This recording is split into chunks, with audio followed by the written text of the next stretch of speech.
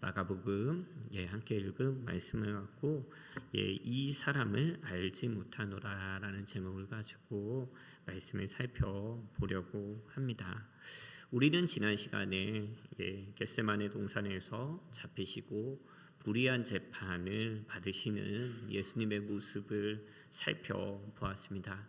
그런데 이 역사적인 자리에는 베드로도 위치하고 있었습니다.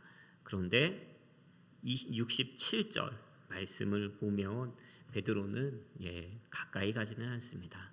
예수님은 위층에서 재판을 받고 계시고요. 베드로는 그곳에서 약간 떨어진 아래 뜰에서 사람들과 함께 불을 피우고 앉아있는 틈에 앉아있는 것을 우리가 발견하였습니다.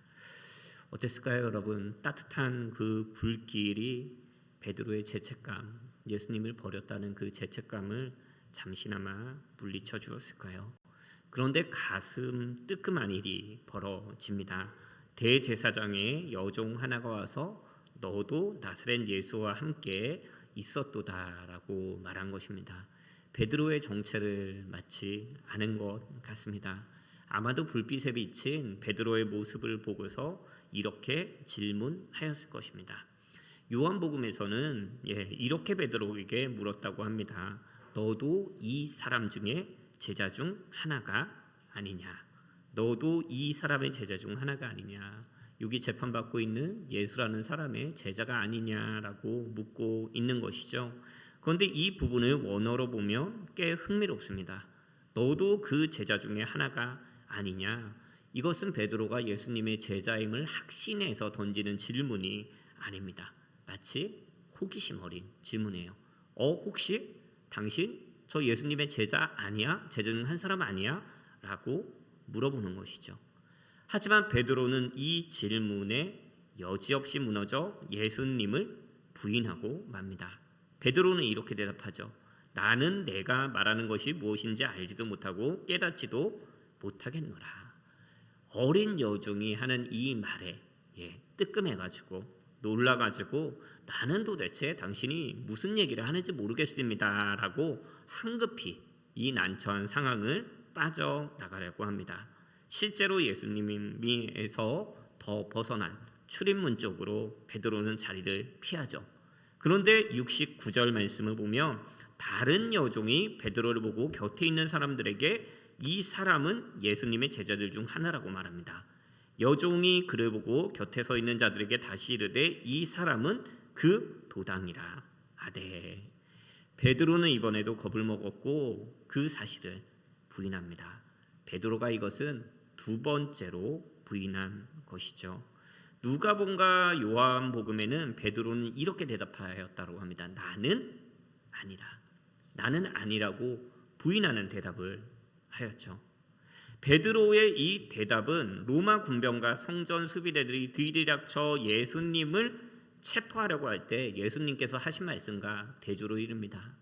그들이 예수님을 찾았을 때 예수님은 내가 그니라 라면서 자신의 정체를 당당하게 밝히셨죠.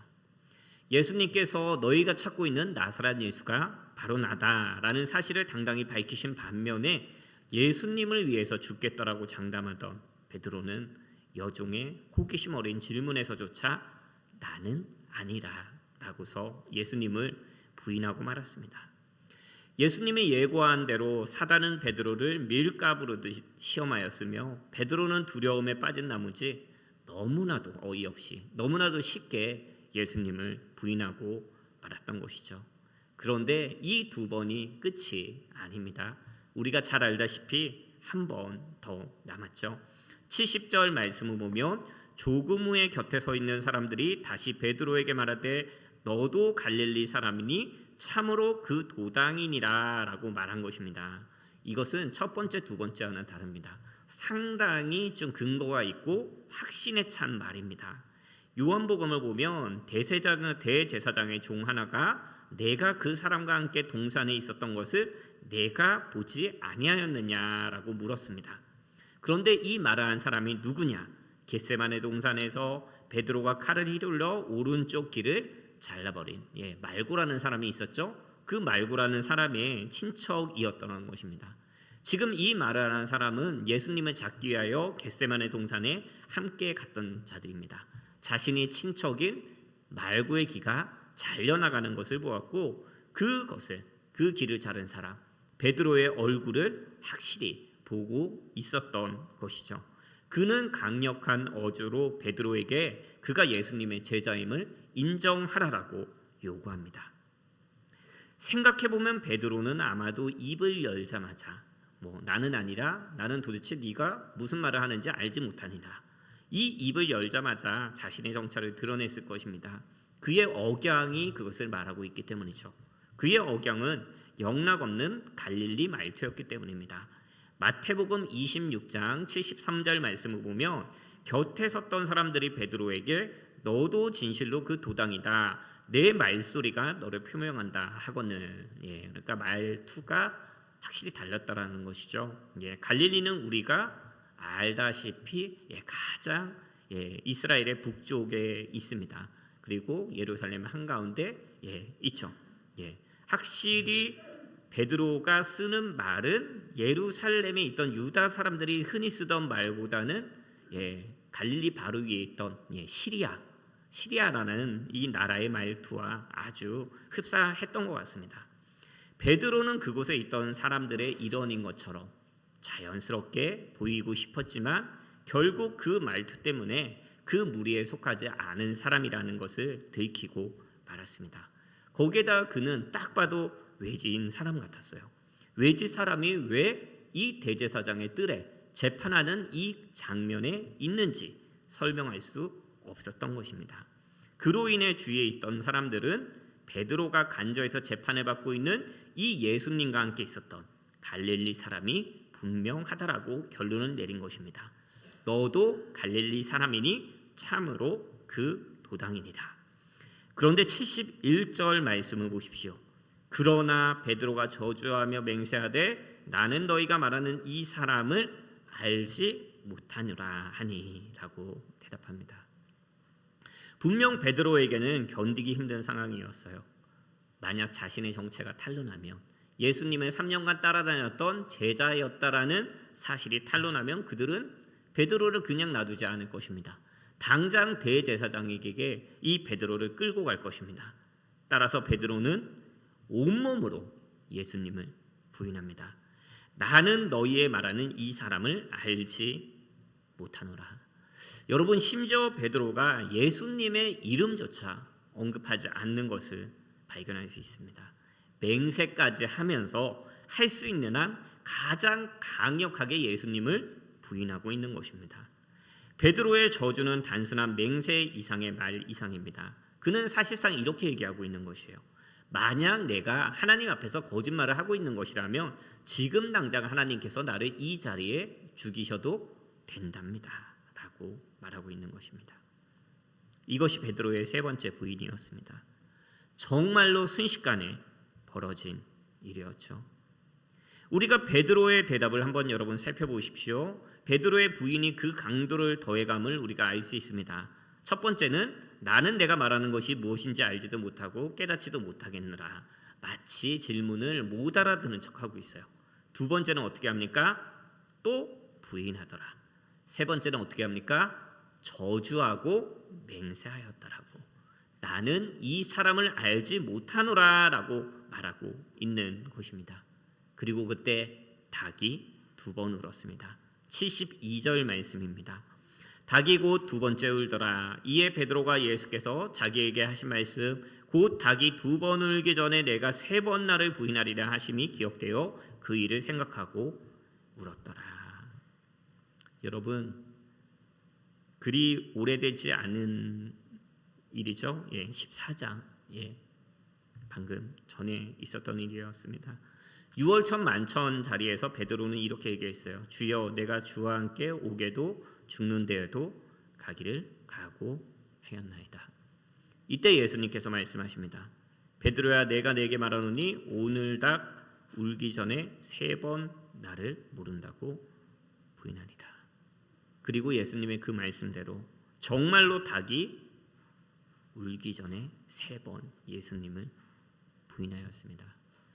베드로는 예수님께서 자신에게 하신 말씀을 생각하며 엎드려 통곡하였습니다. 이는 아마도 자신이 주님이신 메시아를 배반했다라는 사실을 깨달았기 때문이 아니라 3년 동안이나 자신을 사랑하고 가르쳐 주신 스승이자 가장 귀한 친구를 배반했기 때문이었습니다. 베드로는 예수님의 예언에도 불구하고 자신은 결코 예수님을 부인하지 않을 것이라고 얘기했습니다.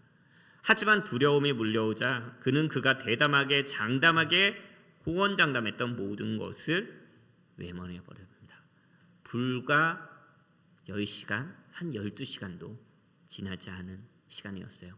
그 믿음도 지키지 못한 채 제자로서, 친구로서 실패하고 만 것이었습니다. 여러분, 베드로는 왜 실패했습니까?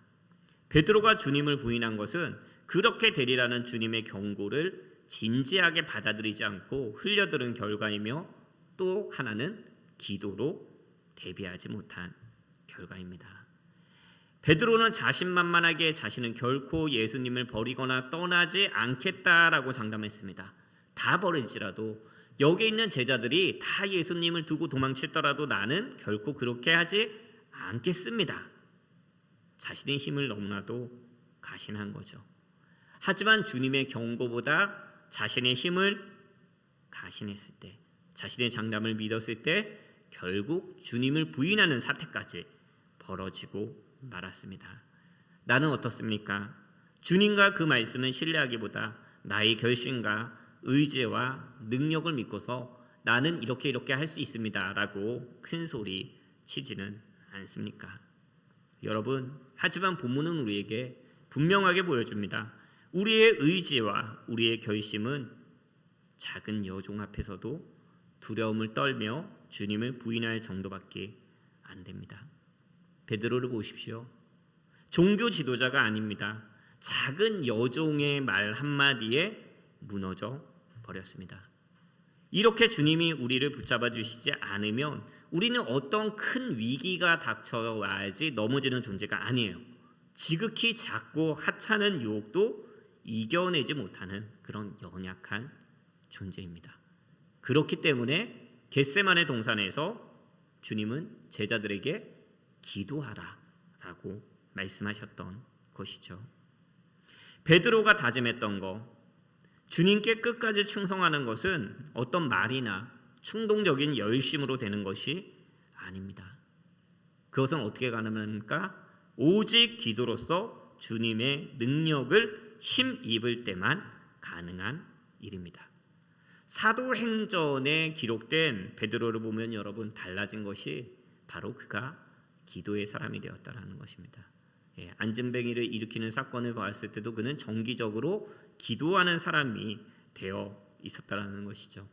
기도할 때 자신을 불러 사람을 낚는 어부가 되게 하신 주님의 뜻을 이루는 삶을 그가 실제로 살아갈 수 있었다라는 것입니다. 우리의 신앙생활은 예수님과 함께 감옥에도 죽는데도 가기를 원한다라는 어떤 의지나 각오만으로 되는 것이 아닙니다. 날마다 주님의 능력을 의지하지 않으면 쉽게 위협과 유혹에 굴복하고 마는 것이 나의 수준입니다.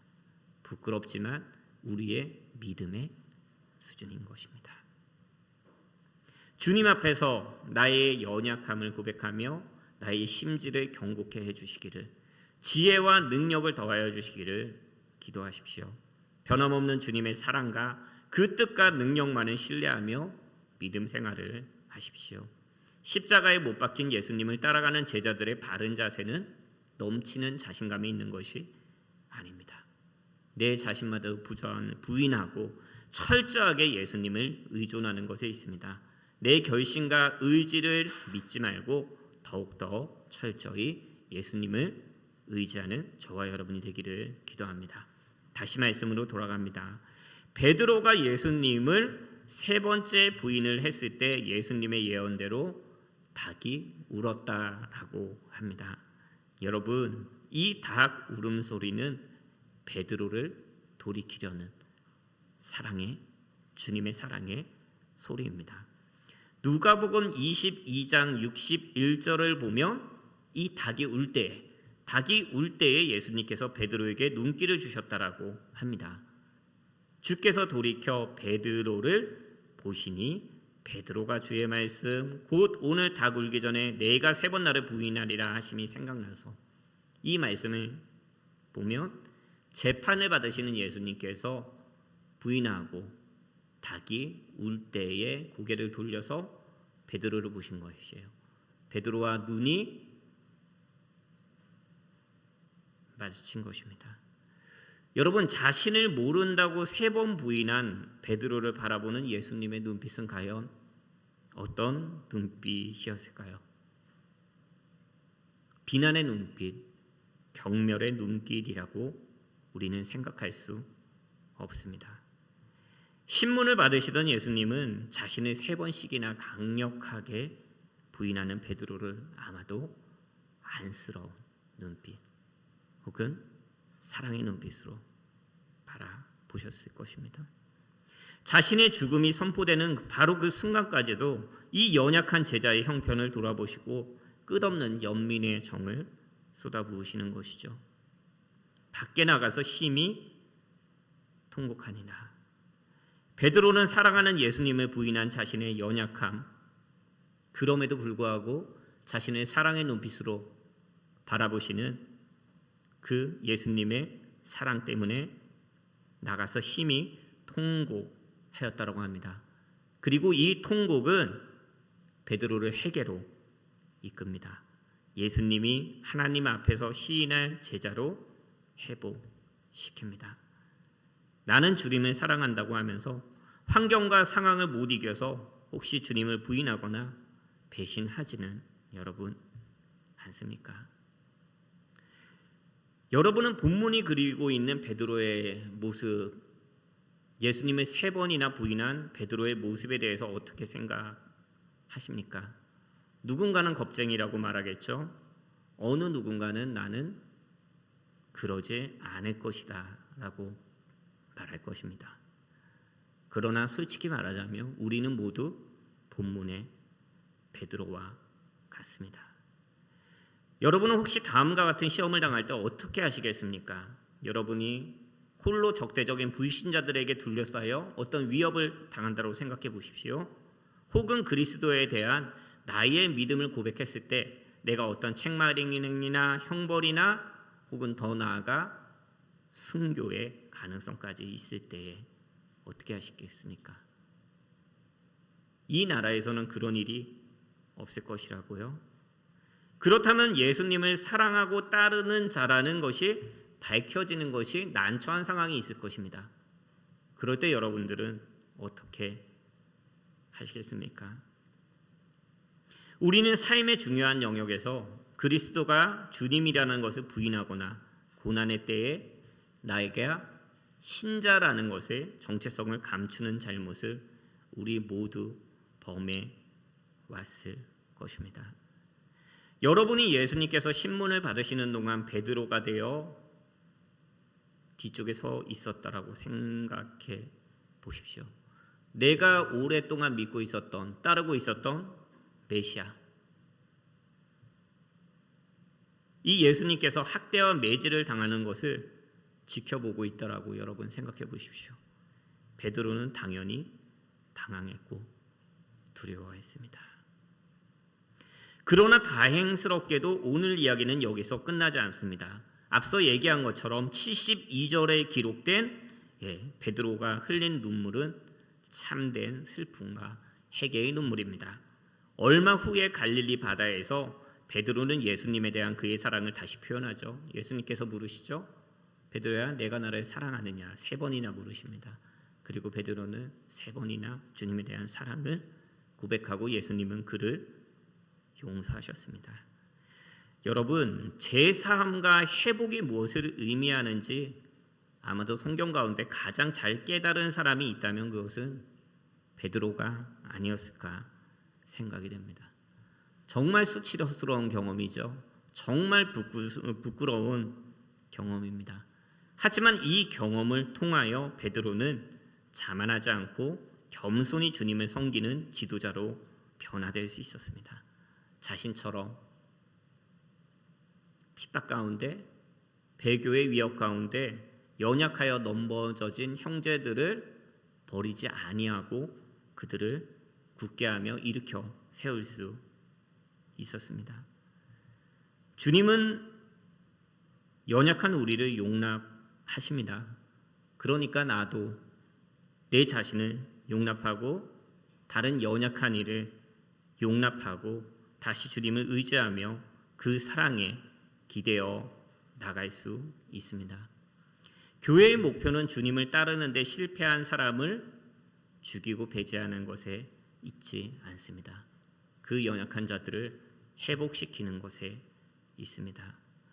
어떤 자들은 이렇게 얘기했을지도 모릅니다. 베드로는 정말 주님을 3번이나 부인했던 자였음으로써 지도의 자의 자리를 내놓아야 된다고 주장할 수 있습니다. 하지만 예수님은 회개한 베드로를 회복시켜서 뿐만이 아니라 돌아와서 다른 사람들을 위한 사역을 할 자리를 마련해 놓고 계셨습니다. 그리고 훗날 베드로는 이 부끄러운 사실이죠. 너무나도 부끄러운 사실이지만 스스럼없이 마가로 하여금 이 본문을 기록하게 합니다. 그 이유가 무엇이겠습니까? 주님의 이 놀라운 사랑을 받은 자였다라는 것입니다. 한없이 연약하고 한없이 어리석었지만 그럼에도 주님은 나를 포기하지 않으셨다라는 것입니다. 그리고 이 자리에 앉아있는 우리도 주님의 이 놀라운 사랑을, 이 용서를 받은 자라는 것입니다. 제가 올해 영화 한 편을 보았습니다. 안중근 의사의 마지막 그 의거를 다룬 영화였습니다. 이토 히로부미를 암살하기 위해서 계획을 세우는 가운데 독립군들이 공격을 받습니다. 일본군들의 뜻하지 않은 공격을 받게 됩니다. 사정을 알고 보니 밀고자가 있었던 것이죠. 밀정이 있었던 것입니다. 그리고 그 사람이 누구였냐 하면 안중근 의사의 가장 가까운, 영화 가운데서 가장 가까이 있었던 수많은 전투를 치르며 정말 끈끈한 정을 나눴던 동료였습니다. 독립군의 의측에 의하면 밀정은 즉시 처단해야 되죠. 그런데 안중근은 그를 처단하지 않습니다. 그리고 영화 끝부분을 보면 그 밀고를 했던 사람이 자신을 이제 수족처럼 부리고 편안하게 대하는 일본군 지도자를 죽이게 됩니다. 그러면서 이런 대화가 나와요. 옆에 주위 사람들이 밀고자는 처단해야 됩니다 라고 얘기합니다. 그때 안중근이 이렇게 얘기합니다. 한번 그에게 기회를 줍시다.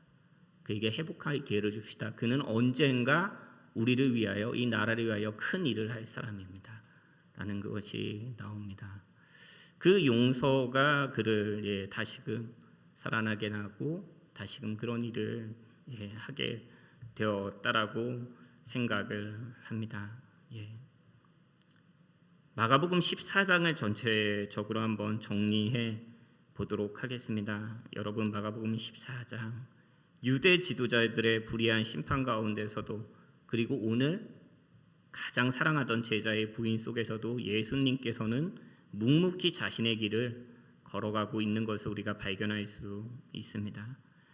언제 한번 예수님께서 하신 재판 가운데 하신 말씀을 여러분 한번 읽어보시기 바랍니다. 그리고 묵상해 보시기 바랍니다. 주님은 절대 불의한 그들과 타협하지 않으십니다. 예수님께서 이 땅에 오신 목적인 고난의 길을 가기 위해 주님은 오히려 그들과 일부러 논쟁하고 일부러 다투고 계시다라는 느낌까지 받습니다. 그분의 때에 십자가의 죽음을 맞이하기 위한 길을 걷고 계신 것이죠. 이 모든 상황을 능동적으로 이끄십니다. 체포부터 신문 받으시고 십자가에 달리시기까지 주님은 그들에게 결코 굴복하지 아니하십니다. 아무 잘못이 없음에도 불구하고 아무 흠이 없음에도 불구하고 자발적으로 체포당하시고 자신의 목숨을 양들을 위해 내어놓으셨으며 죄로 말미암아 멀어진 하나님과 죄인 사이를 화목해 하셨습니다. 오늘 66절 말씀, 베드로는 아래 뜰에 있더니, 베드로는 주님과 멀어져 있는 것만큼이나 또한 바깥들로 나가는 만큼이나 점점 주님께 멀어져 갔습니다. 아마도 그 길을 그대로 나갔으면 회복되지 않았을지도 모른다는 생각을 하게 됩니다. 하지만 주님은 베드로를 그냥 버리지 않으시고 두시지 않으시고 다시금 은혜의 자리로 이끌어 주십니다. 이것이 주님이 하신 일이죠. 죄로 말미암아 주님께 한없이 멀어지고 주님과 상관없는 삶을 살아갔던 죄인들을 십자가로 말미암아 우리를 주님의 자녀로 다시 삼으시고 회복시키시는 주님의 그 은혜를 오늘 우리 본문에서 발견하게 됩니다. 그리고 주님께서 이 같은 고난을 당하신 것은 우리의 허물을 위함이었습니다. 그가 찔림은 우리의 허물 때문이요 그가 상함은 우리의 죄악 때문이다. 그가 징계를 받음으로 우리는 평화를 누리고 그가 채찍에 맞음으로 우리는 나음을 받았도다. 여러분은 그 희생을 알고 계십니까? 그 희생에 진정으로 감사하는 성도입니까?